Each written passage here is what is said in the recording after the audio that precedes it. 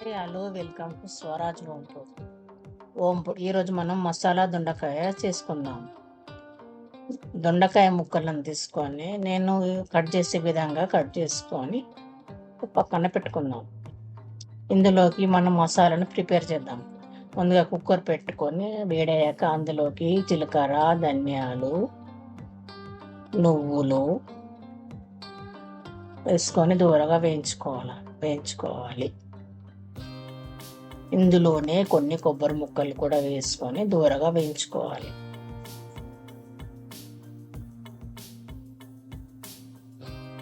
వేగాక మిక్సింగ్ జార్లోకి తీసుకుందాం. ఇందులోనే ఆయిల్ వేసుకొని కొన్ని టమాటా ముక్కలు వేసుకొని మగ్గనిద్దాం.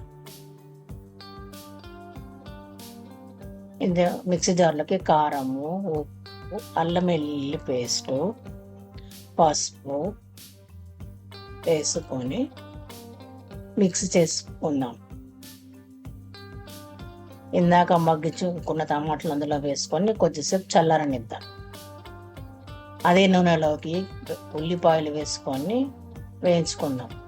అందులోని కొద్దిగా పసుపు, కొత్తిమీర వేసుకొని కలుపుకోవాలి.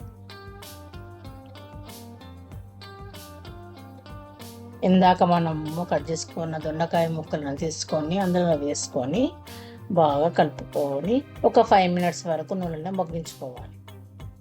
చల్లారిన టమాటా ముక్కలు మిక్సీ పట్టుకుందాం. మూత తీసేసి ముక్కలను కొద్దిగా కలుపుకొని ఇందాక మనం పేస్ట్ చేసుకున్న మిశ్రమాన్ని అందులో వేసుకొని బాగా ముక్కలకు పట్టేంత వరకు కలుపుకోవాలి. కలుపుకొని ఒక 2 మినిట్స్ వరకు మగ్గనిద్దాం.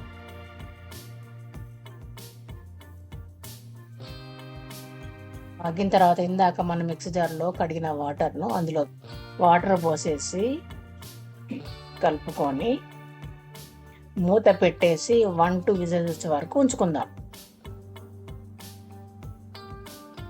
విజిల్స్ పోయాక అందులో కొద్దిగా కొత్తిమీర వేసుకొని కలుపుకొని అన్నంలో కానీ చపాతీలో కానీ సర్వ్ చేసుకొని చాలా బాగుంటుంది.